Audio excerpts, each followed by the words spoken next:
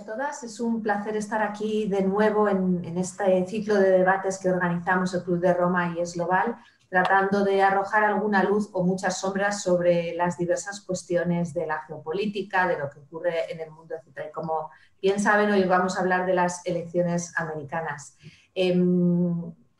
Estábamos justo ahora comentando entre nosotros, ¿no?, que parece que ya Trump ha acabado con nuestra capacidad de sorpresa y aún así sigue dándonos motivos para sorprendernos y para hablar de él. Lo último que hemos visto es un presidente negacionista del coronavirus, hospitalizado por coronavirus, que sale y a los 2 días está bailando YMCA en un mitin. Así que, bueno, a partir de ahí cualquier cosa que digamos es susceptible de ser utilizado en nuestra contra, que conste.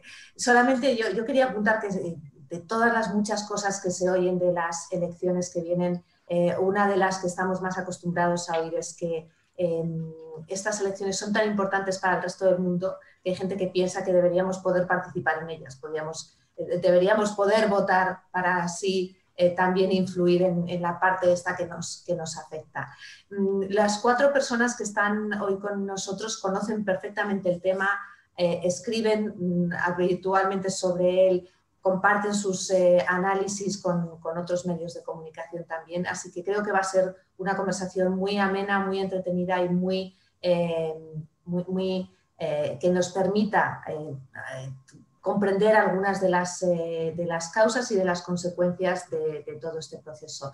Yo solamente quería citar ahora a alguien que hoy no está aquí con nosotros, pero ha estado en otras ocasiones, el artículo de este fin de semana de José Ignacio Torreblanca en El Mundo, en donde decía que si una cosa buena ha tenido Trump es que ha catalizado la unidad europea, ha puesto en marcha la unión de muchas fuerzas, tanto en Estados Unidos como fuera de Estados Unidos, que de otra manera parecía que estaban aletargadas en una inercia, en el caso específico de la Unión Europea, en una inercia en cuanto a su autonomía, en cuanto a su defensa y en cuanto a su visión del mundo. Ojalá que si no gana Trump, no perdamos desde Europa esa iniciativa y esas ganas de ir hacia adelante por nuestra cuenta que ha propiciado el presidente en estos 4 años. Y si gana Trump, pues ahora nuestros invitados nos van a decir qué podemos esperar. Le doy ya la palabra a Ana Alonso, que es periodista, coordinadora internacional y analista del Independiente, para que modere esta sesión. Muchas gracias. Gracias, Cristina. Bueno, muchas gracias al Club de Roma por organizar esta mesa redonda, que creo que va a ser muy instructiva. Y gracias a Es Global y a Cristina por esta presentación. Bueno, vamos a ello. Elecciones en Estados Unidos. Tenemos un panel extraordinario y si no os importa, Aurea Moltó, Alana Mosseri, vamos a dar paso a Pedro Rodríguez primero, Men First, por eso de rendirle homenaje, que es el único, que es extraño. A mí me gustaría, Pedro, que situáramos las elecciones y que nos explicaras esto que tú sueles comentar, y es que no son unas elecciones, sino son 50 elecciones. Eso para empezar con el sistema electoral. Tienes 5 minutos, así vamos a ir concretando y enfocando claro el tema. Acepto el reto. Vamos a ver. Estados Unidos produce muchísima más fascinación que comprensión. Por lo menos eso es lo que yo le digo a mis alumnos. Y el sistema electoral de Estados Unidos forma parte de esa incomprensión. Muchas veces esto es un defecto muy intelectual español, lo intentamos meter todo por nuestro embudo, ¿no? Y intentamos asociar o explicarnos lo que pasa allí con nuestras reglas y así pasa al final lo que pasa, ¿no? Los resultados. Básicamente, cuando hablamos de las elecciones de Estados Unidos, nos tenemos que remontar a 1787, los debates en Filadelfia para la Constitución de Estados Unidos. Muchos puntos de vista diferentes. Al final, la piedra angular con la que se construye la Constitución es el llamado Gran Compromiso, the Great Compromise, y es la composición del Congreso de los Estados Unidos. En esa composición, aquí tenemos un poquito lo voy a hacer un poquito analógico, tenemos un sistema bicameral con un Senado, una Cámara de Representantes, hay 2 senadores por Estado de la Unión, y en la Cámara de Representantes se reparten los escaños de acuerdo a la población. Lo primero que manda la Constitución es la realización de un censo federal cada 10 años y en estos momentos se está realizando. Este gran compromiso tiene un lado oscuro. Los estados del sur, que tienen muchos esclavos pero poca población de ciudadanos, consiguen que los esclavos sean contados en el censo como 3/5 partes de un ciudadano. Entonces, empezamos a ver rápidamente que esto es una componenda, en el cual hay una serie de concesiones a los estados sureños, a los estados que tienen esclavos, a los estados pequeños, porque un estado pequeño, en cualquier caso, siempre va a tener una mínima representación de un miembro en la Cámara de Representantes y 2 senadores. ¿Bien? ¿Todo claro? Bien. Este esquema es el que se traslada a la elección del presidente, con el llamado Electoral College. El Electoral College es algo especialmente confuso para los españoles porque pensamos en colegios electorales y pensamos en las mesas de votación. No tienen nada que ver. El Electoral College es una institución interpuesta, es un voto indirecto, en el cual está formado por electores. El número total de electores en la actualidad es 538. ¿De dónde sale ese número? Estamos hablando de 100 senadores, 435 miembros de la Cámara Baja y 3 para el Distrito de Columbia. Y este es el número total de miembros del Electoral College. Esto es realmente lo que se está votando el 3 de noviembre. Y el único número que hay que aprenderse es 270. Estas son las llaves de la Casa Blanca. Es la mayoría en el colegio electoral que garantiza la presidencia de Estados Unidos. Esto es básicamente cómo funciona el sistema. ¿Qué es lo que pasa en Estados Unidos en estos momentos? Pues que todo lo que no funcionaba muy bien se ha visto exacerbado por la pandemia, desde la desigualdad económica, el propio sistema electoral, la sanidad, un montón de cuestiones que se han visto complicadas por la pandemia. El sistema electoral también se ha visto afectado por la pandemia. Yo me atrevería a asegurar que el sistema electoral de Estados Unidos se ha visto deformado hasta un punto difícilmente reconocible. Hemos visto cómo las primarias se han reducido a la mínima expresión. Hemos visto cómo los debates se han convertido en algo muy, muy extraño. Hemos visto cómo incluso ya no empezamos a hablar de noche electoral, sino de semana electoral. Uno de los principales impactos de la pandemia en este ciclo electoral es la multiplicación del voto por correo. Hay estimaciones que hablan del 40%.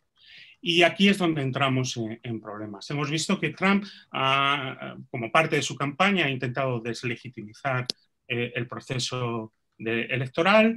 Vemos que desde el 2016 lleva cuestionando la limpieza de las elecciones y hemos visto cómo ha hecho todo lo posible por dificultar el voto por correo. ¿Por qué Trump dificulta el voto por correo? Porque una gran mayoría de votantes demócratas van a utilizar el voto por correo, mientras que los republicanos tienden más a utilizar el voto presencial. Esto está dando lugar a escenarios realmente preocupantes para un país que, francamente, yo podría calificar como bastante desquiciado en términos políticos. Y uno de esos escenarios especialmente preocupante es el llamado espejismo rojo. El cromatismo electoral en Estados Unidos es un poco confuso. El rojo está asociado al Partido Demócrata y el azul al Partido Republicano. Entonces, en uno de esos escenarios, a no ser que haya una victoria muy incontestable, muy evidente, muy apabullante de Biden, uno de esos escenarios es que en la noche electoral aparentemente haya ganado Trump y cuando se terminen de contabilizar todos esos votos en cuestión de 3, 4, 5 días, aparezca el verdadero ganador de las elecciones como Biden. Y lo peor de todo esto es que, por supuesto, no es que se vaya a litigar el resultado de las elecciones, no es que acabemos como en el 2000 en el Tribunal Supremo. La judicialización de la política de Estados Unidos es algo a lo que estamos acostumbrados. El problema es la violencia. Es un país que está crispado, que está polarizado, con 400 millones de armas de fuego, más que habitantes, y un país en el que en el primer debate electoral vimos al presidente de Estados Unidos como si fuera una novela de Philip Roth, diciendo a los neonazis, quietos, paraos, pero al loro. Entonces, esto es lo que a mucha gente le hace que de cara al 3 de noviembre se disparen las preocupaciones de lo que pueda realmente pasar en esa semana electoral. Ahí vamos a volver, Pedro. Perdonad, porque Pedro Rodríguez es tan familiar, tan conocido, que no le he presentado. He dicho Pedro Rodríguez y ya está. Bueno, ha sido durante más de 2 décadas, fue corresponsal de ABC en Washington y es profesor en la Universidad comillas, y CADE, bueno, tienen gran suerte sus alumnos, como habéis visto, porque es tremendamente didáctico y además conoce muy bien y es un apasionado de Estados Unidos, ¿no? Vamos a seguir porque la polarización, la violencia, creo que eso vamos a volver, y también sobre la posibilidad de que no reconozca a Trump la eventual victoria de Biden, si se produce. Vamos a seguir con Alana Mosseri, que es analista también de política internacional. Es profesora en la Universidad Europea y es escritora, y me gustaría que Alana nos hiciera una foto fija de la situación actual, es decir, cómo están las encuestas, teniendo en cuenta que son una foto fija, y también con esa sombra que tenemos de 2016, que cuando las encuestas, salvo un par de ellas, todas fallaron y nosotros nos quedamos tremendamente sorprendidos, ¿no? Ok, gracias, Ana. Y como vais a notar de mi acento, soy estadounidense. Entonces, llevo toda la vida tratando con eso. Y bueno, muchas gracias, Pedro, porque parte de lo que has explicado es imprescindible para entender las encuestas. Me hace gracia porque todos los días aquí ahora en España, la gente al conocerme, escuchar mi acento, me preguntan quién va a ganar. Y digo, bueno, pues si miras las encuestas, va a ganar Biden. Está bastante obvio, está bastante claro si los miras. Pero claro, tras lo que pasó en 2016, estamos todos con mucho miedo porque las encuestas nos engañaron un poco, no tanto como piensa mucha gente. Y también en España también han fallado en varias elecciones, entonces la gente está bastante escéptico de las encuestas, ¿no? Y entonces escribí hace poco para Es Global un artículo explicando un poco cómo seguir las encuestas. Entonces, si es algo que te gusta, eso es un buen también sitio para empezar. Pero claro, para entender las encuestas hay que entender el sistema electoral que ha explicado muy bien Pedro, y que no se gane la Casa Blanca a través de un voto popular, sino un voto estado por estado en el colegio electoral. Y por eso en 2016 Trump perdió el voto electoral por unos 3 millones de votos. La mayoría vinieron de mi estado de California, pero luego ganó en el colegio electoral. Y una cosa que es muy importante para notar ahí es que el colegio electoral y también el Congreso representa muy mal el país. Es que yo soy de California y somos el estado más poblado del país. Y tenemos unos 55 votos electorales y miembros de Congreso, 2 senadores y 53 en la Cámara. Pero un estado tan pequeño, el más pequeño es Wyoming. Wyoming tiene los 3, ¿no? Su representante y sus 2 senadores. Pero entonces ellos, un voto en Wyoming cuenta 3.7 veces más de mi voto en California para el presidente. Y eso es por eso hay gente que en partes menos poblados, en estados más pequeños, estados más rurales, que su voto cuenta para más. Y por eso Trump ha sido capaz de ganar a través de una pérdida en el voto popular, pero una victoria en el voto electoral en 2016, porque claro, esos son los votantes que favorecen los republicanos, la gente rural, y es en las ciudades donde en general votamos demócrata. Si sabes que soy mujer de un pueblo de San Francisco, que fui a una universidad importante, la UCLA, bla, bla, bla, que sabes cómo he votado, eso es muy claro, lo tenemos muy fijo. Bueno, entonces ahora mismo si miramos el voto popular, que lo estoy siguiendo, pero lo estoy siguiendo por la siguiente razón, porque Biden tiene una ventaja tan grande ahora mismo que casi no importa seguir los estados, está ganando por 10.4 puntos, que es una ventaja que no hemos visto desde, bueno, Clinton tenía una ventaja de 12 puntos en el año 96 contra Bob Dole. Pero Clinton era ya un presidente, es que yo creo que tenemos que mirar los años 20 o 30 para ver un desafiador tener tanto ventaja contra un presidente que está en la Casa Blanca, un incumbent, como decimos en inglés, que no tiene buena traducción. Y nada, también yo soy muy seguidora de las encuestas en 538.com, que este número que ha explicado Pedro, el número de todos los electores, ellos lo adaptaron como su nombre. Nate Silver es un pollster y muy bueno. Yo suelo seguir a él, aunque hay otros, pero en 2016 una de las cosas novedosas eran estos, ¿cómo se llaman? Son calculaciones de probabilidad, ¿no? Que hacen un algoritmo y en 100 veces que hacen la elección, cuántas probabilidades tiene el candidato.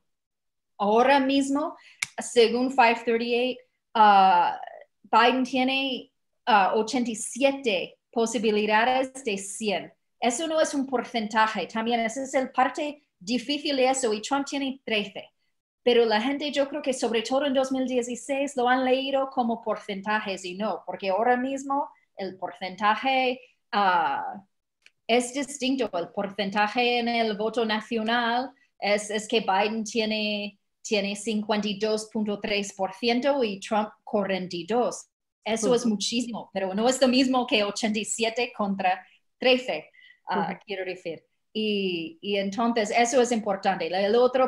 Otra cosa muy importante son los estados claves, como siempre, ¿no? Los estados, los swing states, los estados.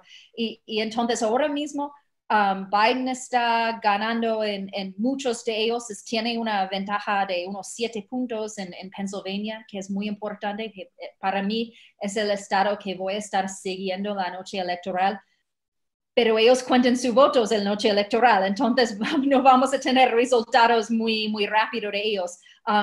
Florida sigue siendo muy importante, pero esto está mucho más cerca. Biden tiene una ventaja, pero mucho más ligera de 2-3 puntos. Ohio es lo mismo, pero luego hay otros estados como Arizona que Biden está ganando fácilmente, y eso es muy raro porque es un estado que es bastante republicano. También está como un estado en play este vez que también está bastante raro. Yo creo que probablemente Trump lo ganará, pero en 2024 puede ser que Texas sea de verdad un estado swing state. Pero claro, entonces, como siempre, tenemos que mirar estos estados porque son la clave. Hay los estados como California, como que siempre va a votar demócrata, va a ser una gran ventaja para Biden, pero luego hay otros como Wyoming que son muy fijadamente para los republicanos, y por eso separamos todos los que son muy firmes para un candidato al otro, un partido o al otro, y luego miramos los estados que pueden ir en cada dirección. Vale, de acuerdo, Alana, si te parece lo dejamos ahí porque luego volveremos con los estados clave. También es importante luego el papel, quizá puedas aclararnos, de los indecisos, cómo los indecisos hace 4 años fueron los que nos despistaron mucho fuera el voto oculto, porque muchos votantes de Trump se arrepienten o, bueno, no quieren mostrar claramente que lo son para evitar críticas, y cómo eso puede influir, cuántos hay ahora. Y luego volvemos sobre el tema, porque me gustaría dar paso a Aurea Moltó, que es directora de Política Exterior, y nos va a hablar de la importancia, como ha dicho Cristina Manzano, efectivamente casi deberíamos votar todos, porque bueno, lo vemos en nuestros medios de comunicación en España, tenemos una gran atención, ¿no? Focalizada en lo que está pasando y lo que va a pasar en Estados Unidos, ¿no? Entonces, lo que va a pasar va a tener una incidencia muy clara en la Unión Europea y también en España. Entonces, me gustaría que hicieras un panorama de quién nos interesa que gane realmente en la Unión Europea, por qué, y cuál es la perspectiva desde el punto de vista de la política exterior de lo que puede pasar en Estados Unidos. Gracias, Ana. Gracias al Club de Roma, a Lana, a Pedro, a todos los que están asistiendo a esta sesión. Voy a empezar intentando responder de una manera muy sencilla a tu pregunta cuando has dicho quién nos interesa que gane. Yo creo que a Europa, iba a decir al mundo en general, pero hay ciertos países que probablemente no, pero a Europa sí muy claramente lo que le interesa es un Estados Unidos estable y un Estados Unidos con el que pueda contar para, digamos, desarrollar una visión del mundo, que siga funcionando un sistema que se puso en marcha después de la Segunda Guerra Mundial, pero que también se remonta antes, pues basado en el multilateralismo, en los grandes acuerdos, digamos, en ciertos consensos sobre la necesidad de mantener la seguridad y la paz global, de favorecer el comercio, la riqueza y la prosperidad compartida en el mundo, etcétera, ¿no? Digamos, lo que ahora se habla tanto, que es y se describe tanto como el orden liberal internacional, ¿no? Basado en reglas, en multilateralismo, etcétera. Entonces, yo creo que... ¿Me estáis oyendo bien? Sí. Sí. Perdonad, es que he tenido un momento la sensación que no funcionaba. Yo creo que el problema que estamos teniendo y que ha supuesto Trump ha sido la rotura de todos estos esquemas que teníamos hecho desde hace tanto tiempo y que además de alguna manera era un camino y unos raíles que estaban trazados por Estados Unidos y que los europeos y digamos todo el mundo occidental, también Japón, también Australia, Canadá, la mayor parte de América Latina y algunos países asiáticos habían encontrado su acomodo ahí, pese a que era un orden internacional muy creado a la medida de Estados Unidos y que en su mayoría y durante mucho tiempo el principal beneficiario de ese orden internacional fue Estados Unidos, pero digamos que todo el mundo occidental se sentía cómodo en ese orden y de alguna manera le ayudaba a defender sus intereses y sus proyectos, ¿no? Entonces, bueno, ¿quién nos interesa? Pues en esta elección en particular a los europeos les ha podido ir bien con un presidente republicano, por supuesto. No es cuestión de que Europa sea de por sí más proclive o le vaya mejor cuando hay presidentes demócratas que cuando hay republicanos. No es cierto. A Europa le fue muy bien con la primera presidencia de George Bush, por ejemplo. Entonces, quiero decir que no es tanto a quién le interesa a los europeos, sino qué Estados Unidos nos interesa. Y eso es lo que hace de esas elecciones, bajo mi punto de vista, unas elecciones especialmente interesantes para todo el mundo. Las elecciones norteamericanas siempre lo son, porque son un show que mezcla perfectamente las herramientas democráticas con los medios de comunicación, con el discurso político, crea muchas tendencias. Nos interesa mucho, pero de todas formas también es un formato muy poco replicable en otros países, es muy profundamente americano. Pero nos interesa fuera porque sabemos que a todos todo el mundo se ha visto afectado de alguna manera por las políticas que han tomado en Estados Unidos, ya sean económicas, culturales, de defensa, por supuesto, o con respecto a organizaciones internacionales, incluso propias contiendas en las que Estados Unidos ha considerado que debería meterse en conflictos armados, han arrastrado a gran parte del mundo y los aliados nos hemos visto afectados, no tanto como aliados, pero sí como socios o como partes de este esquema, digamos, occidental. Lo que pasa en Estados Unidos ha tenido siempre consecuencias, pero ahora las va a tener mucho más, porque, como ha dicho Cristina, por lo menos de momento la presidencia de Trump ha llevado ya a plantearnos algunos asuntos y algunos temas que antes dábamos por sentados y que ahora empezamos a cuestionarnos, ¿no? No solo la relación transatlántica, sino directamente que desde Estados Unidos se nos trate con desprecio y que realmente haya digamos, una brecha cada vez mayor entre la percepción que tienen los estadounidenses de para qué sirve Europa y quiénes son los europeos. nos va a decir también, yo creo que nos va a poner muy negro sobre blanco, yo creo que ya lo ha hecho, gane quien gane las elecciones, ¿de qué lado estamos? Estamos de nuestro lado, del propio lado de los europeos, tenemos unos intereses muy claros y muy definidos, para los que si contamos con Estados Unidos muy bien, pero si no contamos con Estados Unidos tendremos que buscar otras alianzas o tendremos que reforzarnos nosotros internamente para llevar, digamos, la tan debatida ahora autonomía estratégica europea en todos los campos, ¿no?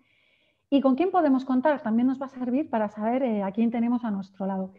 Y nos interesa porque yo creo que en el fondo de todos los europeos, para bien o para mal, existe la esperanza o la convicción de que Estados Unidos realmente puede dar un cambio a estos 4 años muy rápidamente. Es decir, estos 4 años han dejado un cambio que está ahí, o sea, ha sido una llamada de atención de una nueva manera de funcionar el orden internacional, pero los europeos también sabemos que la potencia de Estados Unidos, militar, económica, de representación y de fortaleza a las instituciones multilaterales y política, es decir, y su capacidad de hacer aliados, sabemos que Estados Unidos realmente podría cambiar mucho el curso de las cosas que están sucediendo en el mundo, o por lo menos podríamos tener una transición mucho más ordenada de la que estamos viviendo ahora. Se está produciendo en el mundo una transición global y lo que estamos temiendo ahora es si esta transición, si este cambio va a ser desordenado y de una manera muy perjudicial para los europeos, o si al frente de Estados Unidos va a haber alguien que ordene un poco más esa transición, con el que podamos tejer ciertas alianzas en algunos aspectos clave, y de qué manera podemos todavía tener capacidad de diseñar algunas de las líneas maestras del orden internacional que viene, ¿no? Ya sabemos que no van a ser solo las nuestras. Están las de China, están las de países del sur que tienen otras agendas y que habrá que tener en cuenta, pero va a ser muy importante para nosotros cómo tenemos que actuar desde el día después, lo que vamos a tener, porque además los dos candidatos, de alguna manera, y ya con esto de momento termino, luego podemos seguir, los dos candidatos, las dos opciones que ahora mismo están sobre la mesa para la Casa Blanca, han dejado sus posturas muy claras en política exterior. Para Biden, por ejemplo, en su campaña, en su programa electoral, que está dividido en 3 grandes ejes, pues uno de esos ejes, el tercero de esos ejes, es la política exterior. De hecho, se llama liderar el mundo democrático para enfrentar los desafíos del siglo XXI. Algo que puede ser muy retórico y muy demagógico, pero el hecho de que esté incluido en el programa electoral ya es una señal de por dónde pueden ir las cosas y de la posibilidad, digamos, de tener una transición más ordenada en el mundo, ¿no? Y con Trump sabemos lo que es el America First, es el proteccionismo, es una política exterior y unas relaciones internacionales basadas en la seguridad y en la protección, con unas líneas ya muy marcadas en lo que tiene que ver de utilización de herramientas como el comercio, por ejemplo, para objetivos y para otros objetivos de política internacional. Y además, bueno, hemos sido despreciados por el presidente de Estados Unidos, ¿no? Entonces yo creo que sí es muy importante. Ya esta semana, de hecho, estamos viendo que Trump está haciendo una serie digamos, lanzando una serie de mensajes de política internacional en lo que tiene que ver con Cuba y Venezuela. Es cierto que para intentar conseguir ese voto en un swing state como es Florida tan importante, y simplemente decir Venezuela y Cuba, eso apunta a los españoles. Quien gana en la Casa Blanca va a tener una importancia también para nosotros. Y por último, pese al nacionalismo del discurso de Trump, yo creo que algún día tendremos que reconocer que uno de sus mayores legados o una de sus mayores huellas ha sido en el sistema internacional, en la política exterior, todo lo que ha desmontado de puertas hacia afuera, pero también de puertas hacia adentro. Es decir, los debates en política internacional que eran incuestionables en Estados Unidos y que el presidente norteamericano actual ha puesto en cuestión. El estado en el que ha estado funcionando, ha estado bajo mínimo su diplomacia en estos 4 años, el desmantelamiento progresivo del Departamento de Estado, es decir, la huella de Donald Trump en el papel de Estados Unidos en el mundo es una huella, quizá es uno de los ejes de las herencias de Donald Trump. Bueno, gracias, Aurea. Aquí.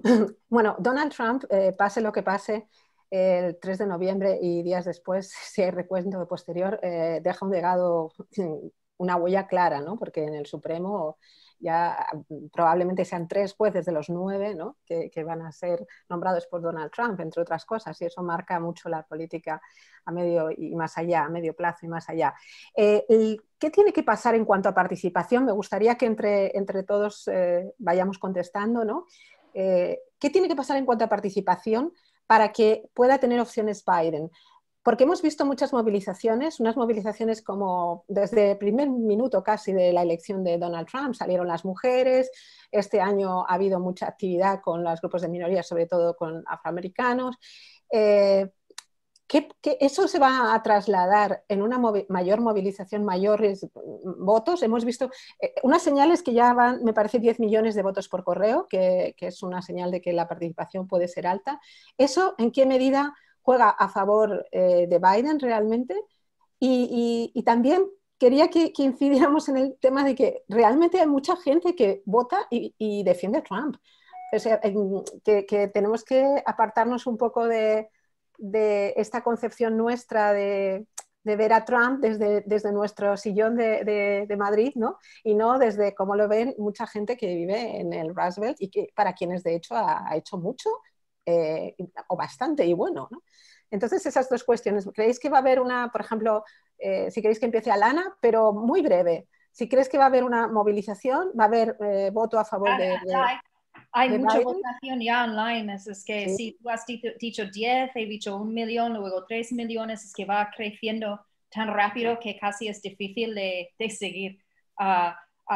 Todas las indicaciones muestran que va a ser una participación altísima en esta elección. Eso siempre favorecen los demócratas porque los republicanos, sus votantes suelen votar siempre, es un poco como aquí en España, ¿no? La derecha también suele votar y la izquierda son menos fieles, es que si no están muy contentos con el candidato, como en el caso de Hillary Clinton, se quedan en casa.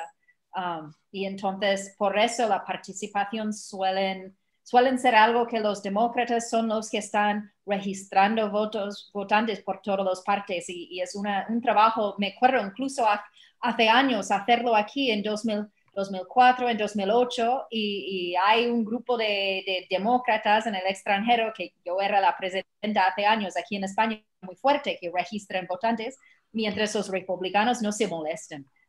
Entonces eso nos dice mucho. Claro, y Pedro, eso, ¿por qué puede ganar Trump? Tú escribiste una columna hace poco que ibas por ahí, ¿no?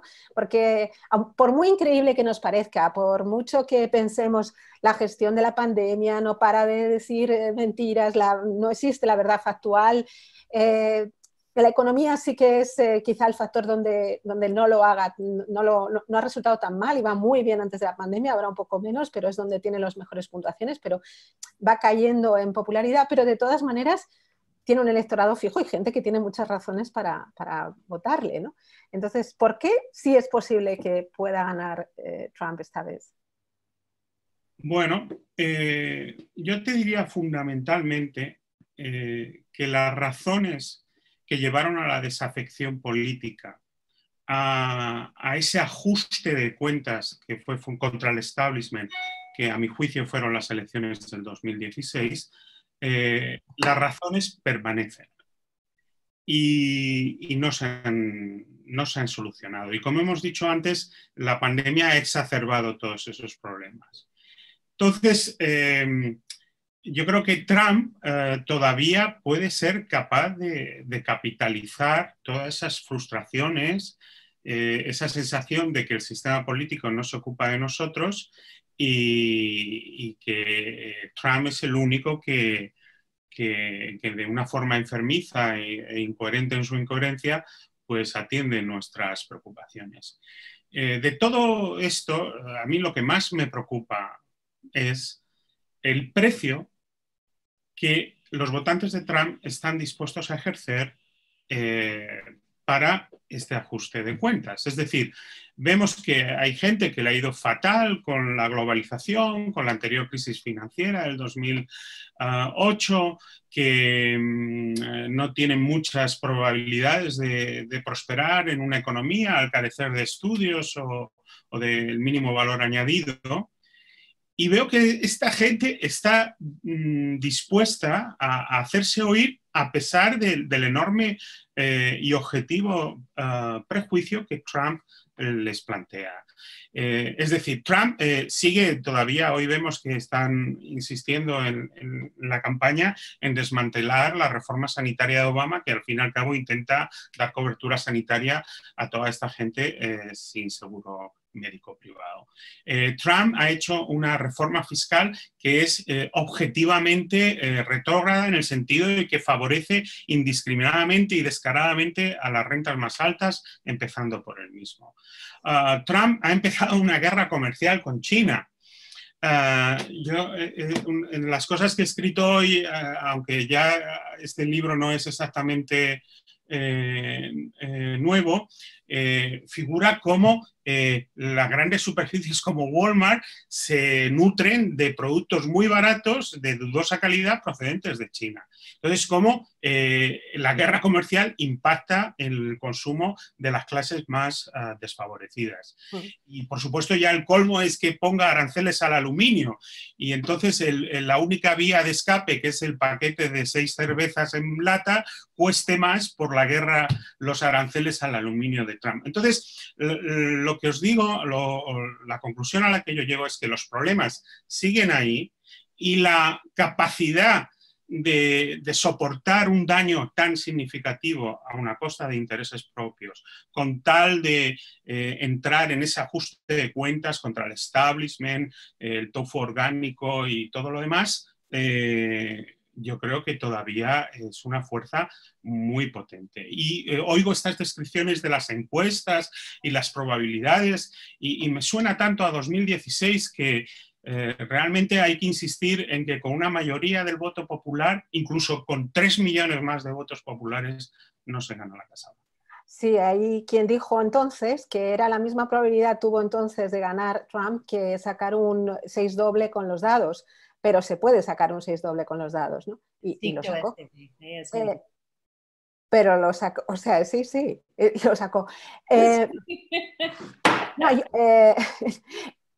voto oculto no es ninguno. No, sí, es difícil y nosotros, vamos, hasta el punto que creíamos que era imposible, prácticamente imposible. Ya, pero los sondeos esta vez son muy distintos porque primero, uno de los problemas en 2016 es que los encuestas no estaban contando para educación, entonces perdieron muchos votantes de Trump. No es que los votantes de Trump son tímidos, no lo son, ¿no? Es que vas a la calle y si preguntas a gente si son de Trump, son como, ¡wow, USA! Es que están muy, muy contentos de decirlo, pero es que ellos no contestan sus teléfonos a los encuestadores y por eso les estaban perdiendo y también sin preguntar y ajustar para niveles de educación. No les han contado bien en los estados claves, encima que en los estados claves como Wisconsin o Michigan no hacen muchas encuestas. Entonces, por eso no les contaban muy bien en el último ciclo, pero esta vez les están contando bastante bien, pero también una ventaja, si esta ventaja sigue, el ventaja de Biden ha sido muy duradero, es que estamos meses y meses con una ventaja muy significante, pero 10.4 puntos es enorme. Entonces, no tiene nada que ver. Como mucho, Hillary tenía una ventaja de 3 puntos en su momento mejor. Entonces, hay que reconocer que es bastante distinto. Bueno, pero hay un factor subyacente en las dos elecciones y es que los demócratas no tienen un gran candidato. Ni en el 2016. No importa no importa. No, porque piensas que aunque fuera el Pato Donald ganarían, los demócratas iban a votar a están votando contra Donald, es que la gente está, es que no, casi no importa. Bueno, no, me corrijo, yo creo que Biden no era mi candidato preferido, no le voté en las primarias que yo voto, pero creo que sobre todo tras la convención me convenció, porque en este momento hace falta alguien que es menos ideológico, que él no es ideológico, y más que soy la persona con experiencia y calma que puede ayudar a volver el país a una normalidad. Y eso es lo que transmite. Y eso es lo que, y mucha gente, incluso republicanos que no son convencidos de Trump, mi hermano es uno que no le gusta Trump, pero republicano de todo, vengo de una familia de republicanos, se entiende bastante bien. Es que muchos de ellos buscan a alguien y Biden es alguien fácil, no es Bernie Sanders, no es Elizabeth Warren, no es alguien más radical, es alguien muy céntrico que los indecisos pueden elegir. Ahora quería intervenir y quería comentarle cómo Hillary es verdad que tenía mucho voto de rechazo, que no tiene tanto Joe Biden, y tiene una segunda que es Kamala Harris, que no sé hasta qué punto puede atraer o no el voto, porque el problema demócrata es la movilización, ¿no? El que esos que simpatizan realmente vayan y depositen el voto, ¿no? Aurea, ¿qué es lo que querías aportar? Y recuerdo un momentito solo que a través de las preguntas y respuestas podéis participar, y dentro de nada, de 5 o 10 minutos vamos a ir interviniendo con las preguntas que estáis enviando, porque ya somos un montón de gente que están siguiéndonos. No se oye. Ahora ya sí.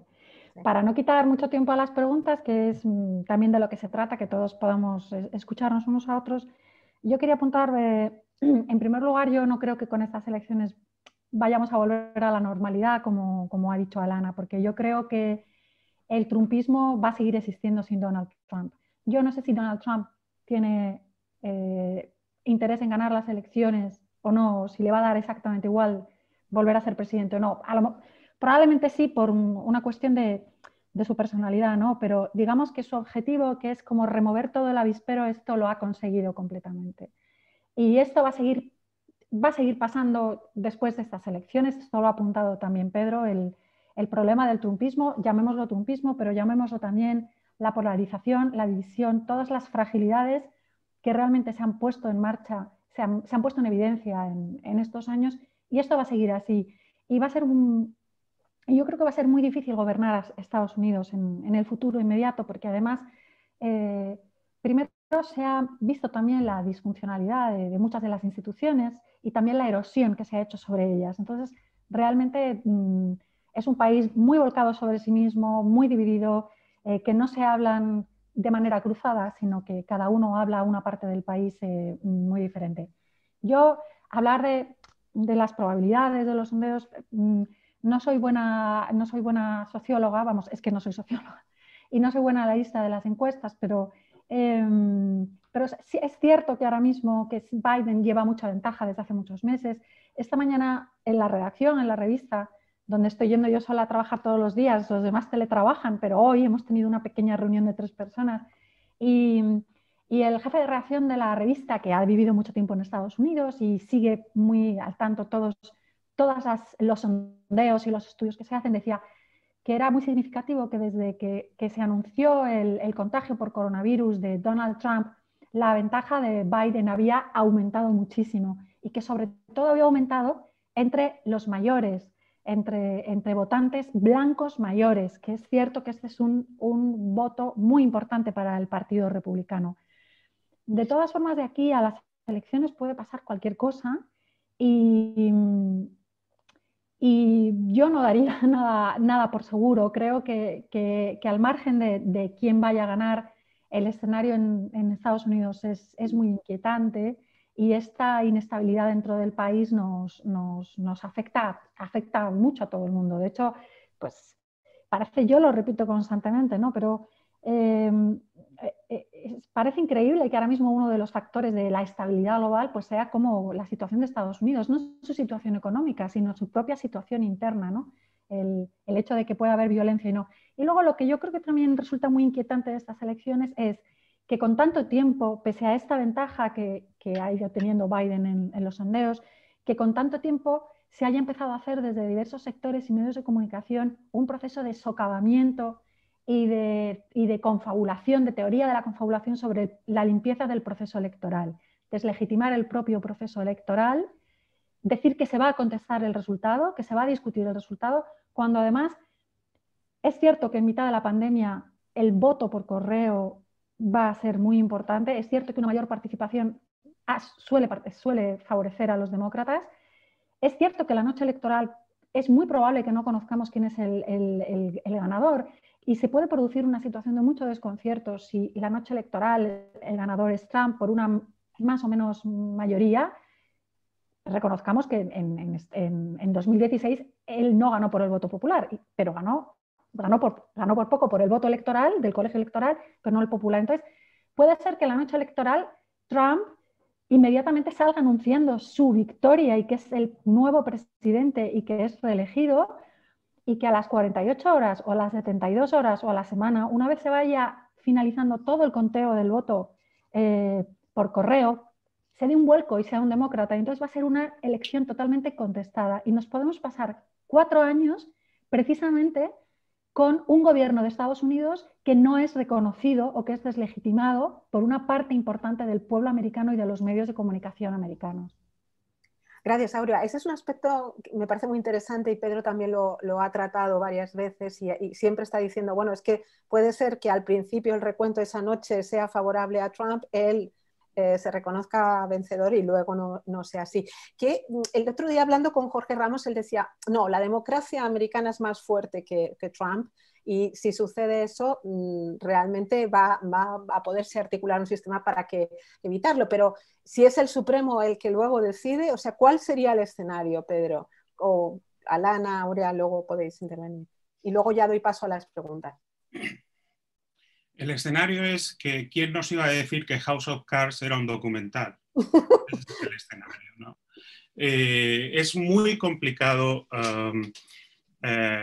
vaticinar ganadores. Yo no creo que haya que confiarse en estos porcentajes, ni mucho menos. Y sobre todo, creo que es equívoco analizar a Trump con categorías y presupuestos de la política tradicional de Estados Unidos. Si el proceso electoral ha sido desfigurado por la pandemia, yo creo que Trump también ha desfigurado la política de Estados Unidos y de una forma bastante irreversible. La peor o la principal lección que Trump ha aportado al Partido Republicano es que no hace falta ser inclusivo en un país diverso por definición para ganar la Casa Blanca. Y esta es, digamos, la clave política en estos momentos, a mi juicio, de las perspectivas electorales de Trump. Y estoy completamente de acuerdo con Aurea que aquí no hay una vuelta atrás. El daño es permanente. No hay esta idea de que sí vamos a votar a un demócrata centrista y de repente va a ser como con Obama. No, porque hay unas fuerzas en juego en la política de Estados Unidos que llevaban décadas ignoradas y que se han movilizado. Y además Trump ha dado voz y guiño guiño a algunos sectores bastante impresentables que ahora pues campan por sus respetos.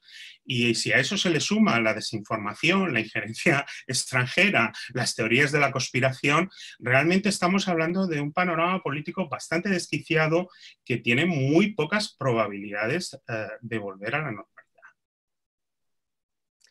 De acuerdo. Vamos a pasar a las preguntas porque hay bastantes y podéis seguir haciéndolas a través del icono de preguntas y respuestas. Hay una que más o menos hemos contestado, la primera, que es sobre precisamente qué haría Trump en el caso de que se niega a entregar el poder. ¿O creéis que es retórica lo que está diciendo ahora Trump de que no va a reconocer a Biden como ganador o no? Alana, ¿tú qué crees? No, es que Trump dice muchas cosas y no siempre, suele cumplir con sus promesas. Entonces hay que tomarlo en serio. Por eso es muy importante que hablamos de eso, que como estamos diciendo aquí y que decimos en los medios, que la gente ya van preparados de que no vamos a tener, muy probable que no vamos a tener resultados el mismo noche. Es que hay muchos votos por correo, tarden en contarlos. Y entonces, mientras sabemos que eso va a tardar, también es importante que, bueno, en el país lo sabemos, es que esperábamos no sé cuántas semanas en la elección de 2000, entonces sí es posible no tener un resultado el mismo noche. Yo no estoy segura que va a ir al Supremo, es que probablemente irá al Congreso primero. Va primero y probablemente la lucha será a través de los votantes electorales que van por cada estado, que los estados, los republicanos están preparados en los estados, otro grupo de electores que sí van a decir, no, los nuestros han ganado, aunque no tienen todos los votos contados. Entonces va a ser una batalla en el Congreso entre los electores que lleguen en diciembre para dar su voto y luego el 6 de enero. Ya va por las cosas muy técnicas, pero también será importante el papel del mundo también, que el mundo estará dispuesto a esperar y que los líderes llamen, que cuenten todos los votos y apoyen la democracia en nuestro país. Puede ser que al final cuente también la opinión pública del mundo en eso. Bueno, creo que Carlos Murillo de Costa Rica queda contestada tu pregunta y Heinrich von Areva nos escribe y nos pregunta, y yo creo que esa pregunta puede contestarla muy bien Aurea, y dice que las acciones republicanas tomadas por Trump le parecen que desde el punto de vista económico han sido positivas, sobre todo desde antes del COVID. Y le parece que quizá el candidato demócrata es un candidato blando para poder asegurar el liderazgo mundial de Occidente. Que ¿puede ese sentimiento forzar un cambio de votos en los votantes americanos? Bueno, empezando por la segunda, yo creo que los americanos nunca van a votar a su presidente de Estados Unidos para que sea el líder de Occidente. No, y mucho menos en este momento, digamos, ¿no? Que digamos que ya incluso con Obama había cierto repliegue de Estados Unidos, había una prioridad de las reformas y de los problemas internos que tenía Estados Unidos, y había también una demanda de retirada de Estados Unidos en muchos escenarios mundiales, sobre todo de embargarse en conflictos y en conflictos bélicos entre estados, intentar mediar o reconstruir, ¿no? Eso ya lo vimos claramente con Obama. Durante Obama empezó la guerra en Siria y ahí sigue la guerra en Siria. Se depuso a Gaddafi y ahí sigue Libia, y Estados Unidos no ha llevado un liderazgo claro en ninguno de estos conflictos internacionales, y esto fue ya en la época de Obama. Sí hubo, digamos, un impulso y un compromiso de Estados Unidos importante que consiguió crear una especie de, digamos, de alianza grande internacional, sumando incluso a Cuba, pues cuando tuvimos el ébola, toda la crisis del ébola en 2014-2015 en África Occidental. Bueno, pues Estados Unidos sí ahí apostó, pero de las grandes campañas de liderazgo del mundo libre y tal, esto ya se acabó hace tiempo, ¿no? Si es un líder blando, bueno, es que no sé, ahora mismo desde luego estamos rodeados de líderes muy fuertes, ¿no? Es ya casi un cliché hablar del liderazgo actual, pues tenemos pues a Putin, a Erdogan, a Xi Jinping, a Duterte en Filipinas y al propio Trump, ¿no? Pero a mí me cuesta creer que es una batalla o que es una disputa de caracteres o de, digamos, de personalidades duras o blandas. Yo creo que los americanos van a votar por otra cosa, probablemente a la opción, por una parte, a quien considere que va a defender mejor sus intereses y sus grandes problemas económicos y sociales que tienen, y en segundo lugar, a quien, otra parte del país, a quien prácticamente no se detenga a ver qué hay de cierto en estas promesas y si de verdad ese candidato le ofrece un futuro mejor o unas alternativas económicas o de prosperidad mejores, simplemente al candidato que mejor se ajusta a su furia y a su descontento, un voto de protesta contra el sistema, porque realmente Trump es el líder de la política antisistema en Estados Unidos y en gran parte del mundo también. Ha creado un ejemplo, ¿no? Ha logrado reunir bueno, hay también muchos defensores de Trump en Europa. Y, en fin, muchas figuras políticas que miran a Trump y que les parece esto es lo nuestro, proteccionismo, nosotros primero, en fin. Entonces, lo de blando y duro a mí es que es una categoría que no me sirve para analizar absolutamente nada. Lo del liderazgo del mundo occidente ya lo he contestado, creo que ahora mismo nadie quiere ser el líder de Occidente. Creo que todos quieren intentar gestionar su país lo mejor posible y para muchos países la gestión nacional mejor posible pasa porque haya un buen funcionamiento global, internacional. Porque en el caso de España es clarísimo. O sea, España, este desorden internacional y que el multilateralismo esté debilitado, nos va muy mal. Y desde luego tener un Estados Unidos como el que tenemos nos va mal. Ahora mismo lo estamos viendo, lo hemos visto con aranceles a nuestros productos, a nuestras aceitunas negras. Pero ojo, nosotros tenemos, o sea, Estados Unidos es uno de nuestros principales socios económicos después de todo el comercio que tenemos con la Unión Europea, que es nuestro principal destino, pero tenemos también unos acuerdos de defensa y de seguridad muy importantes con Estados Unidos. Estados Unidos tiene una comunidad hispana muy importante, es el gran socio y un actor de primera magnitud para los países latinoamericanos. Entonces, a España sí le importa quién esté en Estados Unidos. No recuerdo muy bien cuál era la primera pregunta. Has contestado todo. Gracias, Ala. Alana, nos preguntan también por el equipo de Biden. ¿Cómo es el equipo de Biden? ¿Qué destacarías de la gente en la que se está apoyando el candidato demócrata? ¿Hablas de la coalición de votantes de Biden o el equipo que está dirigiendo su campaña? No, el equipo, imagino que el equipo de gobierno en la sombra, como se dice en otros... Oh, bueno, será mucho de Obama. Es que eso, bueno, tampoco, yo tampoco he llegado a eso todavía, pero lo que hay ahí es lo que podemos decir un deep bench, que muchísima gente que están ya preparados a entrar al gobierno y que tienen experiencia, ¿no? Eso es lo que tienen los demócratas. Trump también lo tenía, pero negaba coger cualquier persona que no era fiel a él. Entonces hay muchos republicanos también por ahí con mucha experiencia en todas las agencias del gobierno, pero un gran problema que han tenido en esta administración es Trump dice que no, si no es una persona personalmente fiel a él mismo, no le quiere. Y entonces ha sido un problema durante todo su mandato, no poder llenar muchos trabajos en el gobierno. O sea, les han causado problemas. Y ahora con la pandemia y tanta gente enfermos en la Casa Blanca también, es que tienen no solamente su equipo en la Casa Blanca, pero su equipo de campaña están muy enfermos y eso también presenta un gran problema para ellos. También quiero añadir que estamos hablando de sobre qué están votando la gente.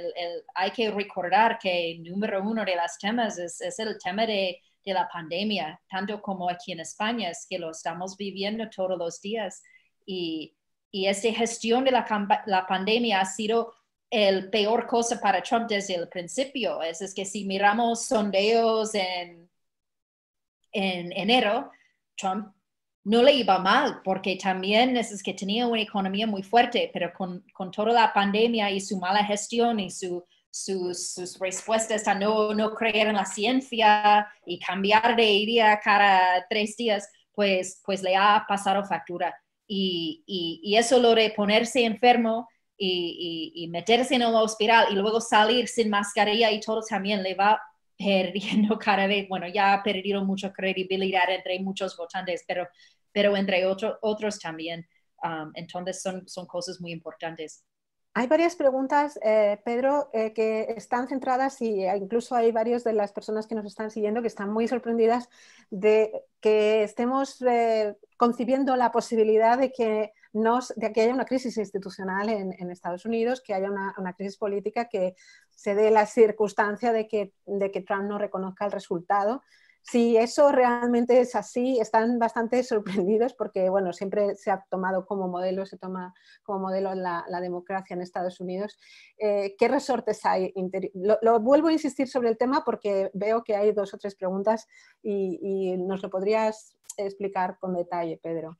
Bueno, la gran diferencia con el año 2000, donde también hubo un cuestionamiento del resultado electoral, es que la Constitución funcionó. Y aunque se estiraron un poco las costuras de 1787, pero al final, dentro de la legalidad, se pudo solucionar, ¿no?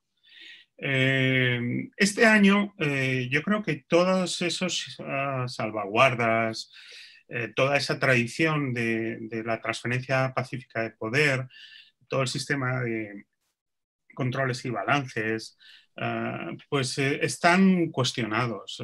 Vivimos en tiempos en que la democracia en general está bastante cuestionada y en tiempos iliberales. Y Estados Unidos no se está librando de este contagio de tentaciones autoritarias, incluso de tolerancia hacia la violencia política. Hemos visto preocupantísimas encuestas en las que no solo conservadores, sino también demócratas aceptaban de alguna manera el uso justificado de la fuerza en algún momento. Entonces, yo me temo que esta vez no va a ser 36 días y recontar los votos de Florida. Creo que va a ser muchísimo más complejo, más politizado, más crispado. Vamos a ver una batalla en las calles y una batalla judicial y otra en el Congreso. Entonces el conflicto puede ser muchísimo mayor. Yo no tengo ninguna duda de que Donald Trump quiere otro mandato. A mí no me cabe ninguna duda. Yo creo que en el 2016 él fue el primer sorprendido en ganar las elecciones y formaba parte de su plan de negocio para relanzar su marca. Este año va en serio. Él está personalmente, diría que judicialmente interesado y fiscalmente interesadísimo en ganar estas elecciones y va a ser... el problema no es el resultado, el problema es cómo vamos a llegar a ese resultado. Sí, lo contaba Michael Walsh. Muy importante subrayar eso, su interés fiscal. Es que este artículo, que salió en el New York Times hace unas semanas, casi lo hemos olvidado con el COVID de Trump, pero Trump debe 120 millones de dólares y no sabemos a quién. Pero Alana, ¿tú crees que a los votantes de Trump eso realmente les importa? Ellos no importa, pero la cosa es que es un grupo muy reducido, es entre 35 y 40% de la población. Fueron más de 62 millones de personas que votaron a Trump en 2016. Pero ellos no están todos felices con él esta vez, pues que también hay que ser realista aquí. Pero sabemos que es, como digo, entre 35% y 40% de la población han sido fieles, que les da igual, que puede matar a alguien en Fifth Avenue y da igual. Hay eso sí, pero con esos no se gane. ¿Sabes? Y entonces y el New York Times sigue con esta historia, pero es bastante importante. Y si queremos, es que claro, es una cosa lo que piensan también. Tengo amigos que votan Trump, pero aquí estamos hablando de los temas más grandes. Y entonces este tema es enorme porque nos indica por qué Trump va a luchar de forma muy sucia para robar esta elección, aunque no lo gane. Lo va a hacer porque, claro, es que mientras está en la Casa Blanca, él piensa que está blindada de ese problema. Pero el momento que salga puede ser que tendrá que ir a la cárcel, tendrá la gente pidiendo su dinero y él estará bancarrota. Y lo está. Pero solo una cuestión. Tú has hablado de que habrá en las calles, habrá batallas en las calles. ¿Tú estás viendo una situación de choque violento? Desgraciadamente no se puede descartar. Otra pregunta es muy serio y realmente, bueno, hemos visto mucha violencia. No se puede descartar en un país, perdona, donde ya el nivel de la violencia, el listón, el umbral, es ya muy alto. Sí. Es que no hay que olvidarse que durante la pandemia hemos visto todos estos casos de brutalidad policial espeluznantes y este es un país que ha perdido un poco la conciencia de quién es el bueno y quién es el malo y del uso legítimo de la fuerza. En ese sentido, y yo creo que de una forma dolorosamente evidente ante todo el mundo. Entonces, por eso me preocupa que en esta situación de crispación extrema y con un listón de la violencia elevado, más elevado que nunca, pues ojalá que no pase. Yo no quiero que se cumplan los peores vaticinios, que ojalá quedase en una disputa en el Tribunal Supremo todo esto, pero yo creo que hay muchas posibilidades de que por lo menos haya un periodo de inestabilidad y que se batalle en el Congreso, como ha apuntado Alana, se batalle en los tribunales y se batalle también en la calle muy importante. ¿Habrá aún más protestas si acaba en el Tribunal Supremo con todo lo que está pasando, con poner Amy Coney Barrett de prisa ahí? Es que también habrán aún más protestas. Es que la gente está muy enfadada y de los dos lados. Eso es lo que vemos ahora. Sí, es una situación muy explosiva. Y eso, Aurea, ¿cómo va a incidir o cómo va a afectar al resto del mundo? Bueno, estamos en Europa, una situación de esa inestabilidad y de esa violencia en Estados Unidos. ¿Eso qué efecto va a tener en Europa y en una Europa que está viviendo una situación realmente crítica con la pandemia? Bueno, yo creo que los episodios digamos, de agitación ciudadana, también los hay de violencia, pero digamos esta ciudadanía dividida, polarizada, que hemos vivido en los últimos años, pero este último año realmente ha habido protestas y enfrentamientos de la policía con los ciudadanos en Estados Unidos muy serios, con todo tipo de grupos, porque han sido supremacistas blancos, han sido también grupos más extremistas de izquierda, han sido las protestas raciales, protestas de mujeres, digamos, es un hervidero Estados Unidos.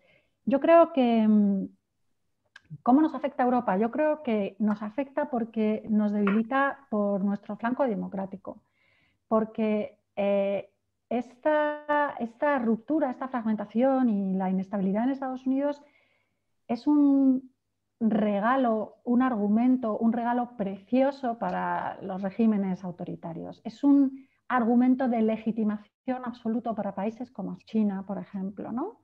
Que contrapone claramente el orden y el desorden en Estados Unidos, que es además el argumento de por qué la economía y por qué la política china y la evolución política china lleva su ritmo. Bueno, pues porque en un país de 1.400 millones de personas, con la pobreza que había, también con la extensión del territorio y con los diferentes grupos también que hay en China, pues no podemos dar esta libertad y la democracia es inaplicable porque produciría una convulsión social y rompería la paz social. Es el argumento perfecto para Xi Jinping, pero es el argumento perfecto también para Vladimir Putin. Es que nosotros garantizamos la paz social. Miren la democracia, miren el desorden, el desempleo, miren los muertos por el coronavirus, gobiernos que son incapaces de garantizar la seguridad sanitaria, la salud de sus propios ciudadanos. Ese es el gran problema, eso es como nos afecta, que digamos que sirve a todos los argumentos de regímenes autoritarios, muchos de los cuales tienen claramente una batalla pendiente con Europa y con la Unión Europea y quieren desestabilizar nuestro proyecto europeo. Y a los europeos, pues en Europa tenemos dos ejemplos claros de cómo nos afecta. Tenemos el ejemplo de Hungría, que casi está en rebeldía dentro de la Unión Europea, el ejemplo de Polonia, etcétera. Sí, es un digamos que finalmente uno tiene que predicar con el ejemplo de las bondades de su sistema. Y ahora mismo en Estados Unidos y en nuestros sistemas democráticos son sistemas mucho más complejos y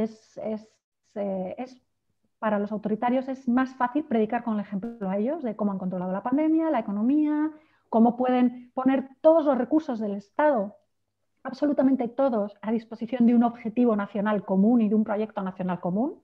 Claro que los pueden poner, porque tienen el poder absoluto, lógicamente. Y yo creo que ese es el impacto que tiene lo que sucede en Estados Unidos en el resto del mundo occidental democrático, digamos. Había otra pregunta, Pedro, sobre Rusia. Si quieres decir algo muy breve sobre la intervención rusa o hasta qué punto Rusia puede estar en esta ocasión también pendiente de todo el proceso. Me pareció fascinante el otro día. Venía un estudio de cómo la manita de los rusos no sigue presente, ¿no? Pero que ahora era mucho más fácil, que lo único que tenían era que repetir lo que dice Trump, que no se tenían que inventar ninguna patraña ni ninguna conspiración, solamente comillas, esto es lo que dice el presidente de Estados Unidos, identificado ya como un supercontagiador de falsa información con respecto a la pandemia, ¿no? Me pareció fascinante que hubiéramos llegado a un nivel en que la granja esta de trolls en San Petersburgo ya lo tuviera fácil y no tuviera que buscar en el fondo del barril del resentimiento americano y de la paranoia, sino simplemente escuchar al presidente y repetirlo. Muy bien. Vamos a ir concluyendo, nos quedan prácticamente 5 minutos y me gustaría que cada uno de vosotros hiciera una breve, ¿no? un breve vaticinio, si queréis, o un titular de qué es lo que os imagináis que va a pasar ese día 4 de noviembre, que es un poco pronto, pero quizá, o qué os gustaría, ¿no? que finalmente cuál sería el final de esta serie, de este House of Cards particular que estamos viviendo. Yo, si os parece, empiezo porque voy a decir una cosa muy breve.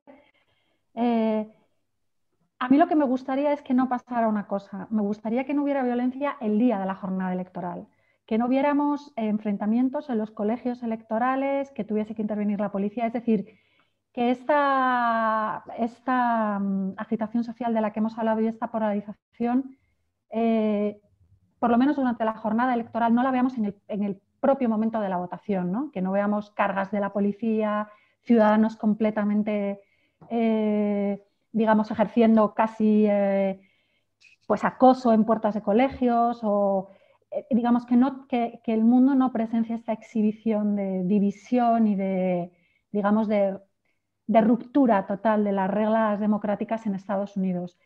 Ya todos damos por hecho que después van a ser unas elecciones contestadas, pero yo creo que lo más grave puede ser que haya episodios de violencia y de enfrentamiento fuerte en la propia jornada electoral. Gracias, Aura. Alana. Pues ha sido un año muy duro, ha sido 4 años muy duros para muchos estadounidenses. Si no eres de Trump, ha sido 4 años horroríficos. Yo, para ser sincera, estoy ya harta de tener que hablar de este hombre. La verdad es que cansa.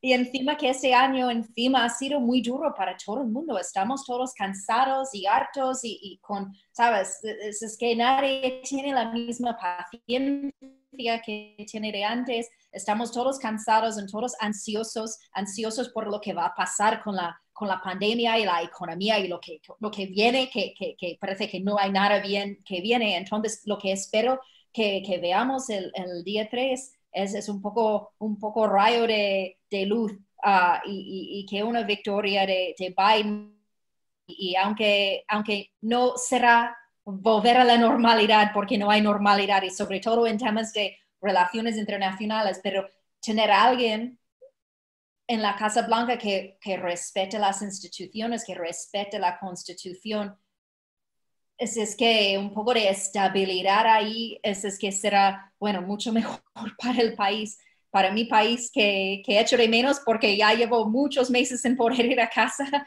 y sin ver mi familia, y también para el mundo. Entonces yo voy a hablar de esperanza.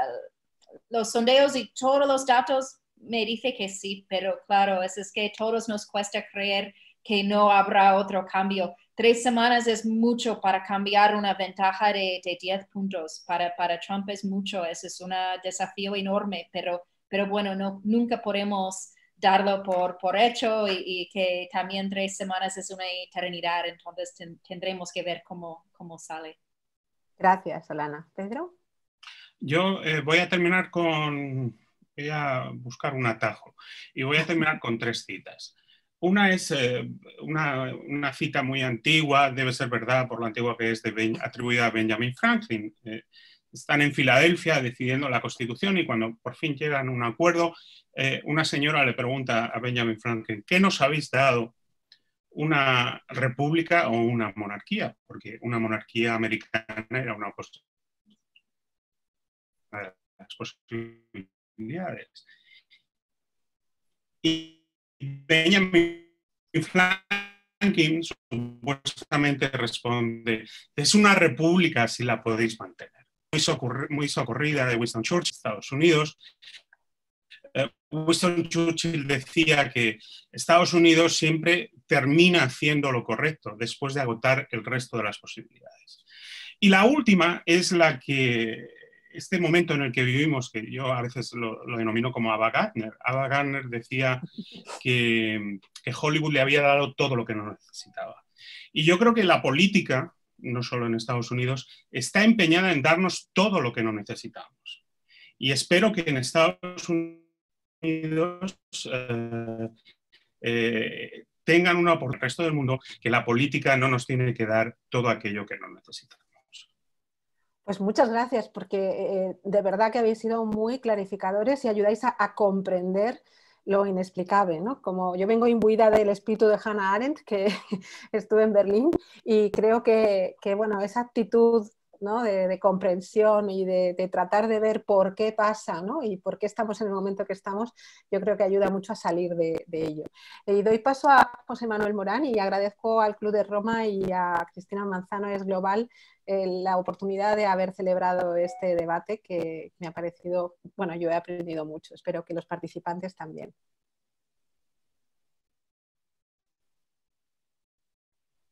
Está en silencio. Está en silencio. Sí, ahora me oís, ¿no? Ahora sí. Sí, sí. No, muchísimas gracias a los ponentes, que habéis sido muy clarificadores, como dice Ana. Muchas gracias también a ti, Ana.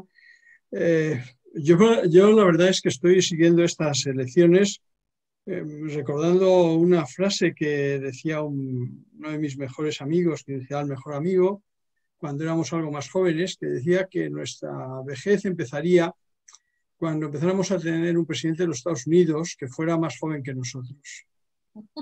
Claro, yo ahora estoy muy contento de que si gana Biden todavía estaré yo dentro de la juventud, y con Obama estoy ahí en el borde, ¿no?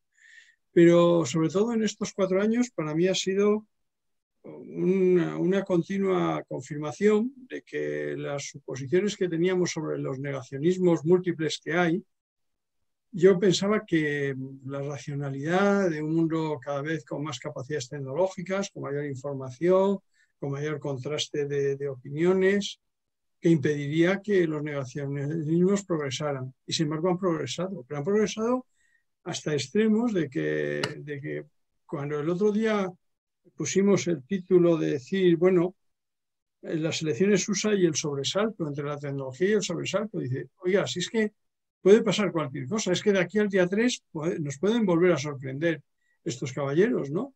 Y lo que pasa es que es muy preocupante porque Estados Unidos ha ejercido un liderazgo a lo largo del siglo XX que en algunas materias no lo ha tomado nadie. O sea, China no está en el líder. China puede llegar a ser el líder económico, pero tiene una serie de temas que de alguna manera chocarían con nuestros modos de vivir en democracia en Europa.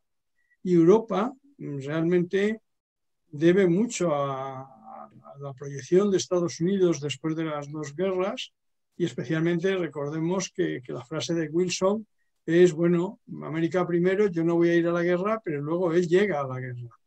Y él está en la creación de la Sociedad de Naciones y él tiene una visión mucho más compartida con el mundo. El hecho del aislacionismo de Trump nos ha perjudicado a todos, pero nos ha perjudicado yo creo que mucho más las maneras de las realidades alternativas y de las fake news. O sea, aquí cualquiera podemos decir ya cualquier bobada que puede entrar en un titular. O sea, tú puedes decir, pues no sé, o sea, yo mañana no hago, por ejemplo, más PCRs y entonces no tengo contagiados. Y paso de 1000 contagiados a 0 contagiados. Y no pasa nada.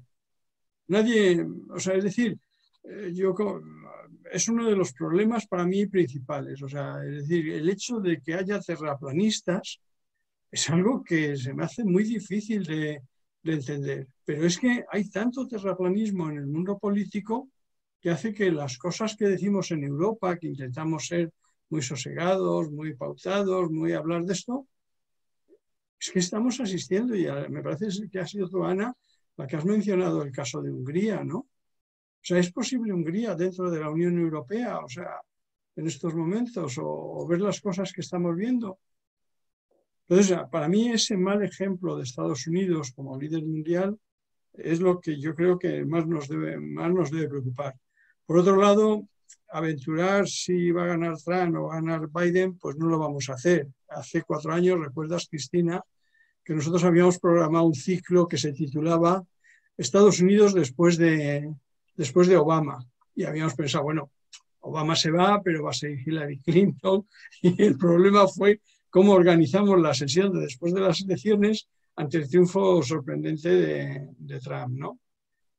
A mí lo que sí me está resultando es que estamos en un mundo donde vamos a tener que hablar mucho más y debatir mucho más. Y además debatir desde una inseguridad que quizá antes no teníamos. Y es la inseguridad de que antes creíamos que había unas leyes sociológicas, unas leyes de la gravedad que se cumplían, y sin embargo ahora no se cumplen. O sea, ahora no se cumplen. Ahora puedes... antes pensabas, bueno, fijaros que incluso ahora estamos empezando a leer cosas sobre la meritocracia, sobre plantearnos qué papel juega la meritocracia, algo que nosotros habíamos visto como algo positivo y que era propio después de la Segunda Guerra Mundial y de la construcción de sociedades avanzadas.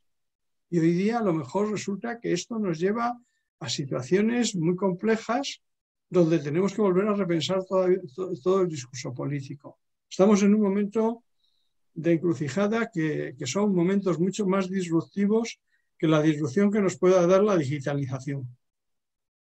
Y esto es algo que no lo hemos valorado, o sea, no, porque algunos, los mayores, hemos tenido una fe en la ciencia, en la racionalidad, en la democracia, en los modelos, y ahora no hay modelos, o sea, cualquier cosa puede cambiar de un instante a otro, una imagen puede romperse todo, y a mí esto es lo que más me preocupa. Nosotros queremos hacer la próxima sesión, y lo hablaba el otro día con Cristina, sobre la globalización, aprovechando que le van a dar el premio Princesa de Asturias a Rodri, pues queríamos hacer una reflexión sobre la globalización, pero también sobre el resurgir de algunos imperios, o por lo menos la añoranza de algunos imperios. Y habéis citado a Erdogan y a Putin, y son los dos ejemplos. O sea, lo de Santa Sofía es algo más que simplemente un pasar a tener una mezquita allí. Representa muchas más cosas y tiene unos acentos muy, muy singulares. Pero es que eso hace 10 años, si nos lo dicen, nos hubiera parecido impensable que alguien piense que el Imperio Otomano puede volver a intentar reconstruirse. Sin embargo, ahora lo damos carta de naturaleza. Esto es lo que realmente es grave, ¿no? O sea, a mí me parece que estamos haciendo, damos por supuesto hechos posibles, cosas que hace 4 años, 5 años nos parecían imposibles. Y para mí esto es lo que más desconcertado me tiene. Quizás es que soy ya muy mayor, lo que pasa es que si gana Biden todavía seré joven porque tendré un presidente un poco más mayor que yo, ¿no? Así que bueno, vamos a ver si seguimos. El día 10 haremos una sesión sobre el resultado de las elecciones americanas, ¿verdad, Cristina? No creo que lo tengamos que aplazar al día 28 o a no sé qué día de noviembre. Vamos a intentar hacer una reflexión sobre si Europa, en medio de este mare magnum en el que estamos, va a volverse a plantear, repensarse qué va a hacer. Yo creo que ha sido muy positivo los resultados del Consejo que aprobó el Fondo de Recuperación, y con todas las dificultades que ello tiene, yo creo que hay algo de ese momento hamiltoniano que Europa necesitaba para preservar su mercado interior y seguir siendo una potencia comercial que nos distinga por lo menos en el mundo, ¿no? Pero yo creo que estamos viviendo momentos pues muy, muy sorprendentes, muy disruptivos, como es el tema de que los Emiratos y Israel se estén acercando. Esto 4 años antes me lo hubierais admitido. Yo lo hubiera podido llevar. Mañana, Cristina, tenemos junta directiva del club.